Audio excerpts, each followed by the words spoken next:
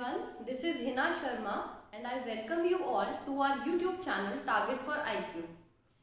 Guys, आज ये मेरा फर्स्ट वीडियो लेक्चर है रिगार्डिंग दिस चैनल एंड आज मैं जो टॉपिक आप सबके साथ डिस्कस करने जा रही हूँ वो है section 53A of transfer of property act 1882 जो कि डील करता है with the doctrine of part performance.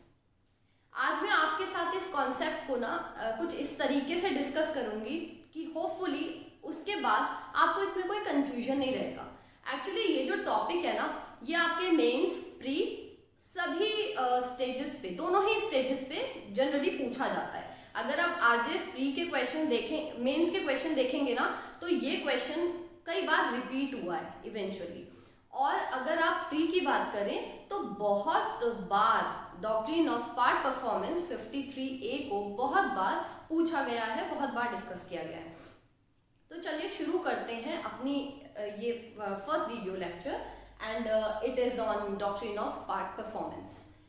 देखिए, जब हम सेक्शन 53A की बात करते हैं तो जैसा कि इसके नाम से ही समझ आता है, पार्ट परफॉर्मेंस यानी कि एक कॉन्ट्रैक्ट हुआ और वो इन पार्ट परफॉर्म हो चुका है लेकिन अभी उसका कुछ पार्ट बचा है जिसे कि अभी परफॉर्म करना है। जैसे कि आपने एग्जीक्यूटेड और एग्जीक्यूटरी कॉन्ट्रैक्ट के बारे में पढ़ा होगा, ऐसे ही ये भी है। क्योंकि जब हम सेक्शन की लैंग्वेज देखेंगे तो आप ये देखेंगे that it is also a contract to transfer property. ठीक है, चलिए हम पहले बात करते हैं बेसिकली इस कॉन्सेप्ट के बारे में। तो सबसे पहले हम एक इलस्ट्रेशन को समझते हैं, एक एग्जाम्पल को समझते हैं। एग्जाम्पल के साथ साथ हम इस कॉन्सेप्ट को बहुत अच्छे से समझ पाएंगे।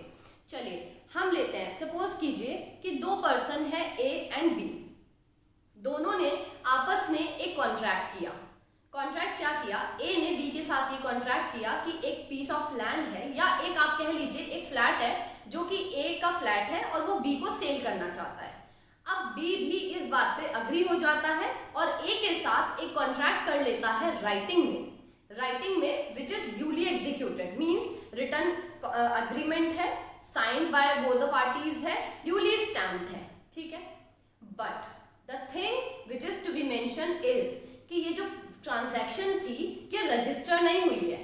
एग्रीमेंट है एंड ड्यूली रजिस्टर्ड एग्रीमेंट है, ड्यूली स्टैम्प्ड एग्रीमेंट है, लेकिन वो जो कॉन्ट्रैक्ट ट्रांसफर करने के लिए है प्रॉपर्टी को, वो प्रॉपर्ली अभी रजिस्टर नहीं हुआ है। क्योंकि आपने पढ़ा होगा whenever we talk about the transfer of property act, तो कई बार क्या होता है, अगर हम ट्रांसफर की बात करते हैं transfer in case of any property whether movable और इमूवेबल, तो हम इस कॉन्सेप्ट को इस तरीके से समझ सकते हैं दैट तीन चीजें होती हैं। एक आपका कि एग्जीक्यूशन कैसे होता है, और एक होता है आपका अटेस्टेशन।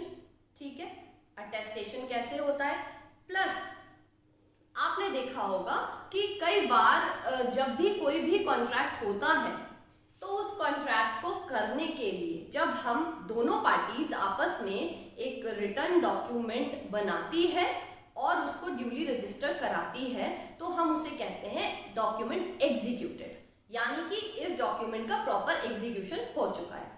अब हमें ये भी पता है whenever we agree to transfer a immovable property, तो अगर हम इमूवेबल प्रॉपर्टी को ट्रांसफर करना चाहते हैं तो हमें ये पता है that if the property is above ₹100 that has to be registered under the Indian registration act.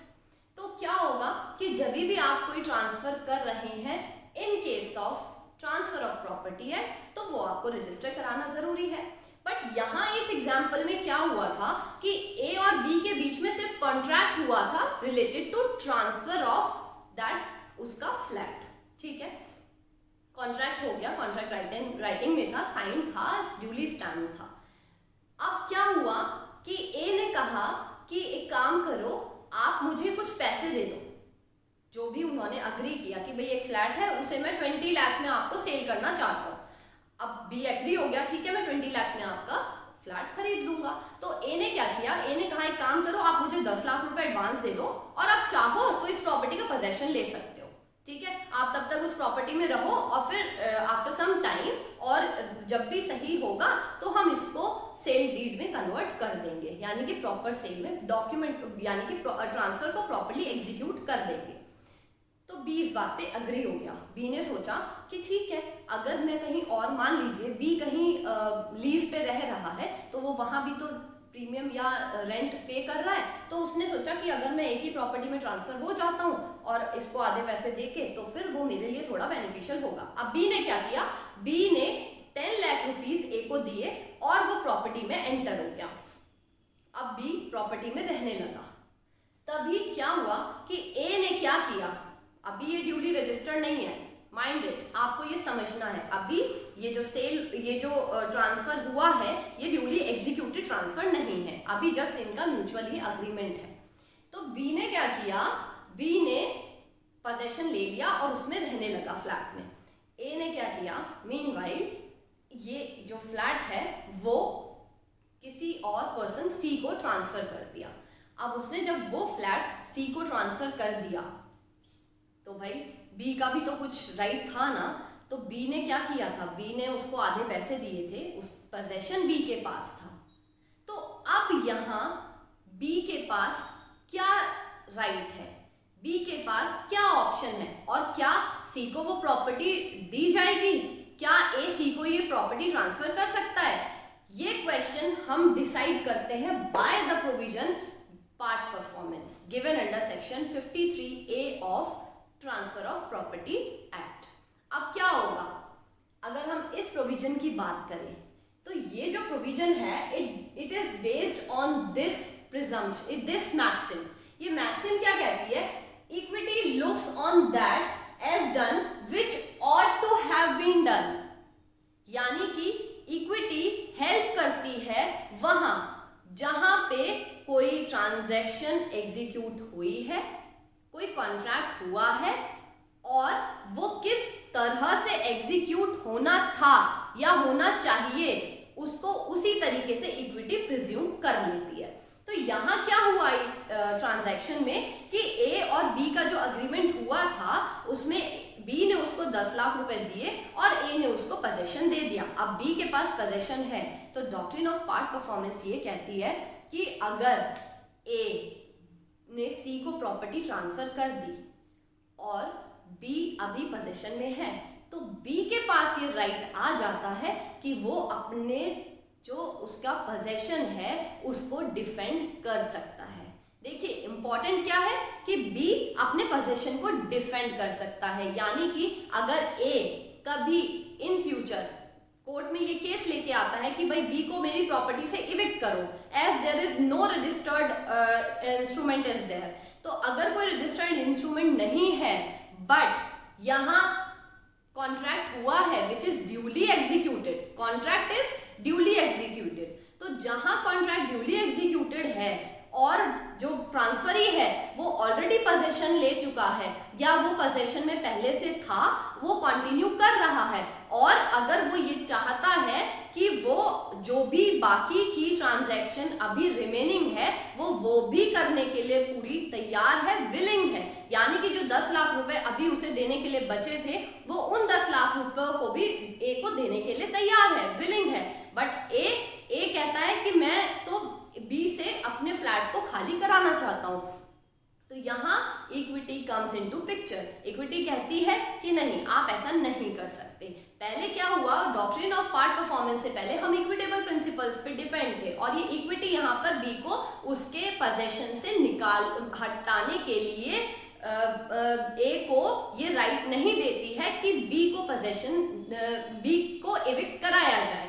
तो कोर्ट्स ने डिफरेंट जजमेंट्स में ये जो फाइंडिंग्स हैं ये दी कि अगर ऐसी सिचुएशन अराइज होती है तो बी के पास ये राइट है कि वो अपने पोजीशन को डिफेंड कर सकता है और ए के पास ये अथॉरिटी नहीं है कि वो बी को उस फ्लैट के पोजीशन से बाहर निकाल दे। अब इससे आगे क्या है कि मान लीजिए अब बी के पास पोजीशन का तो राइट है, बट एक चीज जो समझने की है कि वो अपने पोजीशन को डिफेंड तो कर सकता है, क्या वो कोर्ट में कोई एक्शन भी ला सकता है? अगर आप इस क्वेश्चन का आंसर समझेंगे तो आप ये समझेंगे कि हम जो 53 बात करते हैं that the transaction has not been duly registered, duly executed. अब जब रजिस्टर्ड नहीं है तो क्या वो अनरजिस्टर्ड ट्रांजैक्शन के बेसिस पे भी अब कोर्ट में कोई एक्शन रेज कर सकता है? The answer is no. क्यों? ऐसा इसलिए कि अगर हम ऐसा करते हैं कि अगर बी पोजेशन में है और उसको हम ये राइट दे दें कि आप जाइए, आप कोर्ट ऑफ लॉ में अपने पोजेशन को क्लेम कर, अपने जो आपका राइट है कि आपको प्रॉपर्टी मिले, आप उसको क्लेम कर सकते हैं। तो अगर हम ऐसा करेंगे तो हम क्या करते हैं, हम हमारे इंडियन रजिस्ट्रेशन एक्ट के 1908 के प्रोविजंस को बाईपास करते हैं। और अगर हम ऐसा करते हैं तो it is something ultra vires. तो हमें क्या करना है, हमें 53 को इस सेंस में समझना है that it is used as a shield not as a sword, यानी कि हम इसको एक ढाल की तरह यूज कर सकते हैं, ना कि हम कोर्ट में एक एक्शन रेज कर सकते हैं।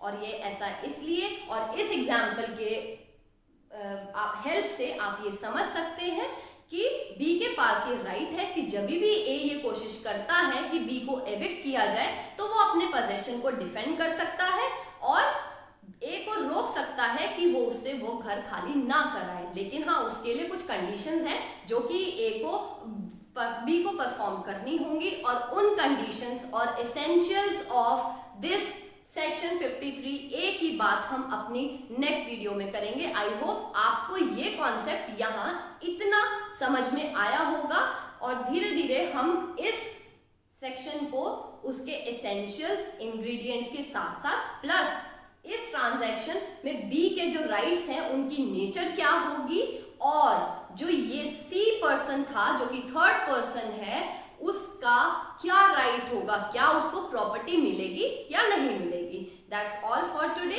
Thank you so much.